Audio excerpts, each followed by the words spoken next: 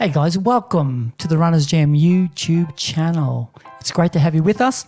Today we're going to talk about this notion of the super shoe. Now, running shoes have come a long way since the early days of wearing canvas and leather. Today there are all sorts of high-tech features designed to give you, the runner, the edge. This could be just what you need to take your running to the next level.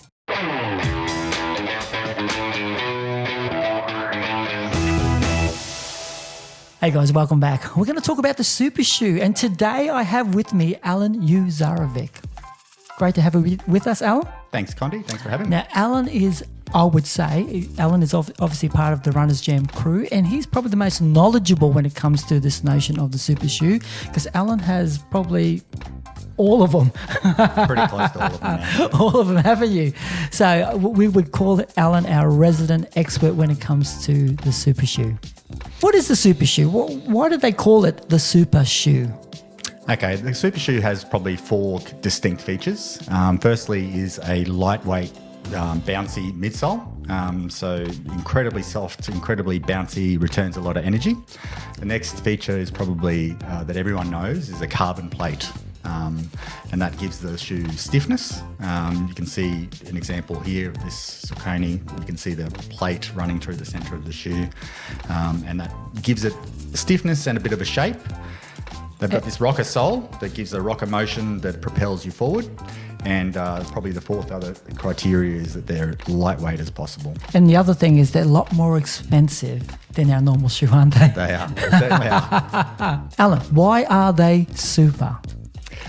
Over the last 5 to 10 years, designers have made a technological leap in racing shoe design. So whilst various shoe companies have experimented with things like carbon plates at various times, Nike engineers landed on the secret sauce and pioneered the way with the Vaporfly 4%. So Nike developed this lightweight Pebax, or what they branded as Zoom X foam, which increased the energy return from around 65% to 85%.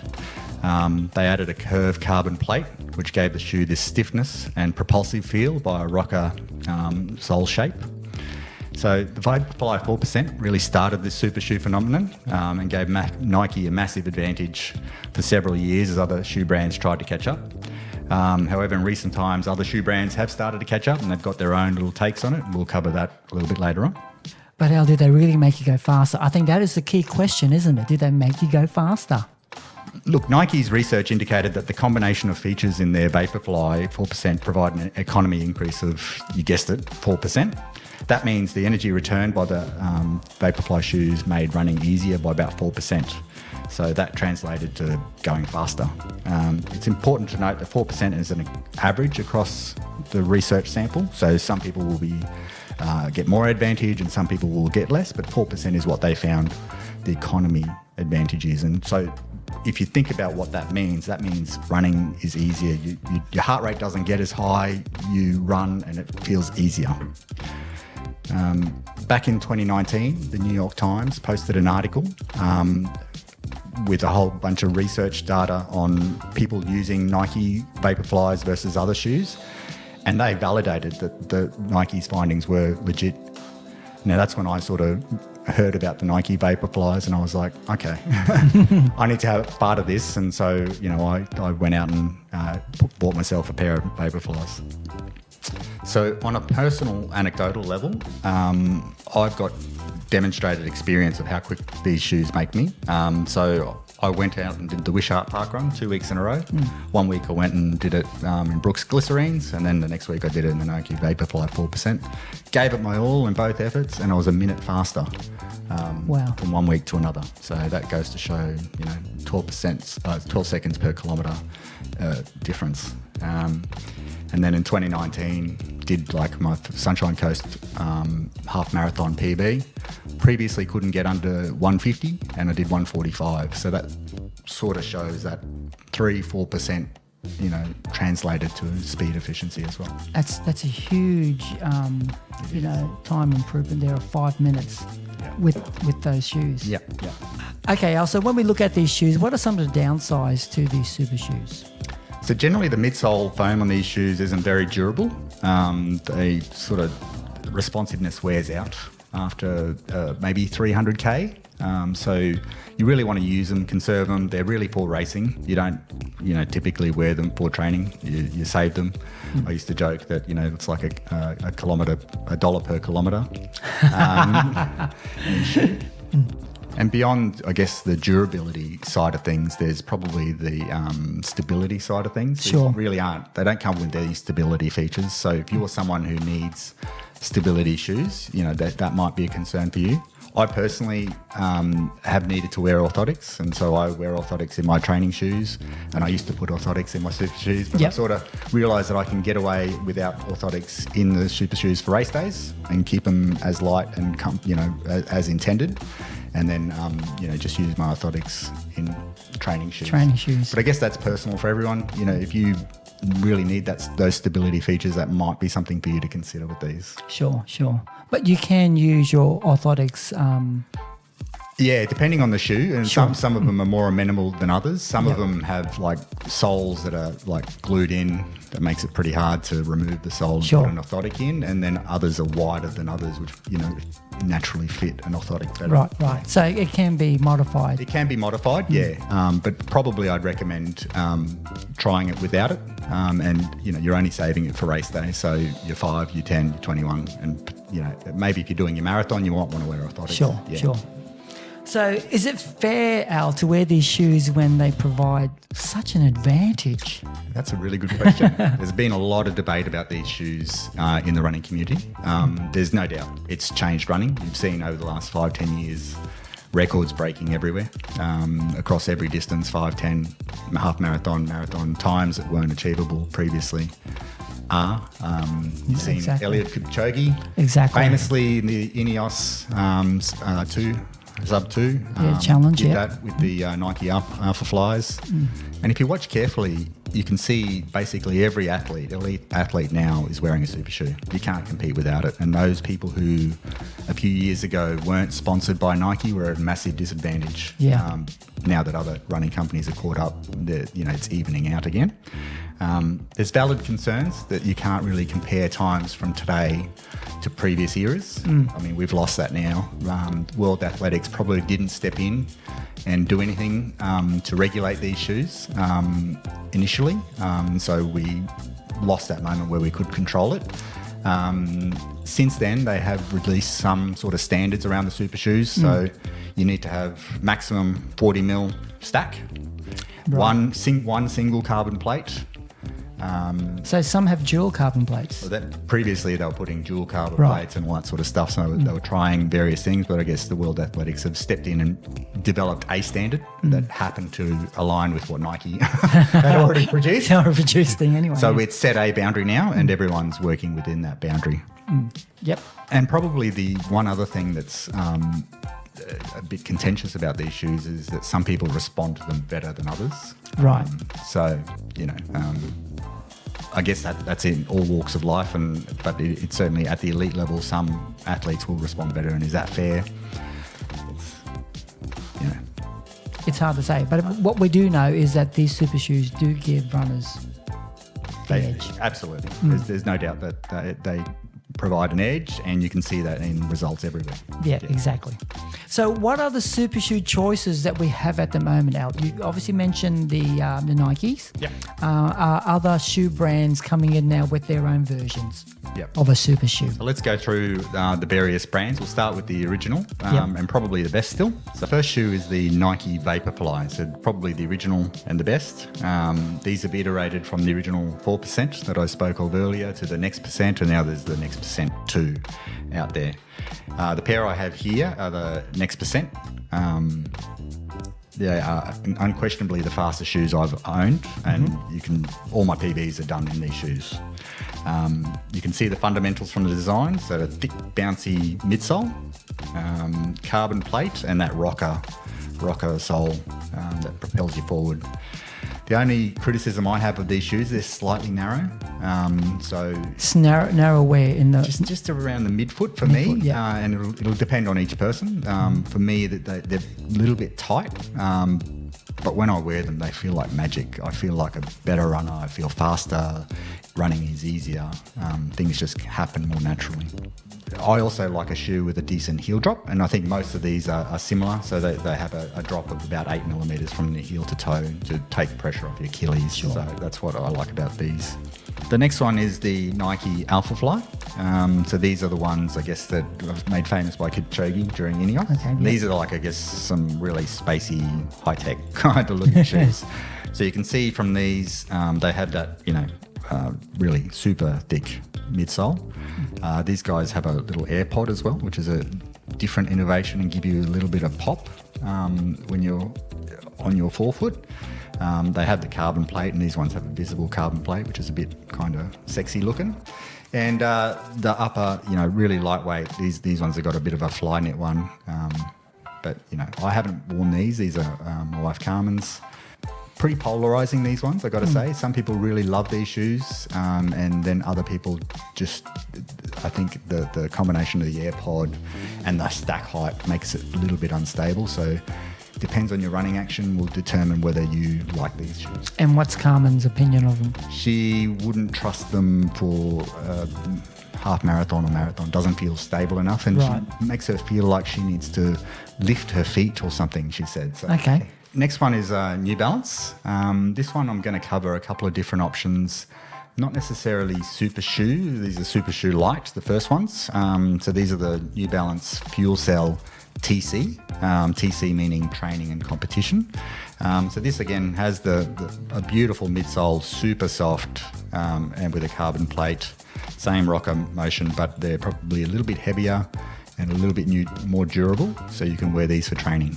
So you put in lots of kilometres, long runs, you feel great. I've worn these for years and you feel great. Carmen wears them as well. They're absolute go-to shoes for training. So they still have a carbon plate. They still sort of meet the criteria for a super shoe. Yeah. I guess they're a super shoe light, I guess. They absolutely, it's still a super shoe. They're just more durable, designed for training and, Okay. and taking the load off your legs when you do long runs. Sure. So you would recommend those for everyday absolutely, training? Absolutely, yeah. Sure. The other one in the New Balance range is the RC Elite 2. So similar concept, again, same, luscious sort of midsole. Probably these New Balance ones have the most lush feeling midsole, really soft sort of feeling. Carbon plate, these ones you can see running down the centre of the shoe. Very light, these are more light. And these are designed for race day. So similar to the TC, but just that's tad lighter and more responsive. I love them. Again, being softer though, I guess some people who have stability concerns, that might be an issue for them. But if you want something that saves your legs, these are really good. So once again, great for training. Great for training, Yep. and lots of people do train in them as well. Again, depending on the price point, you might be reluctant to use the shoes that are that expensive, but if you can pick these up on sale for around $200.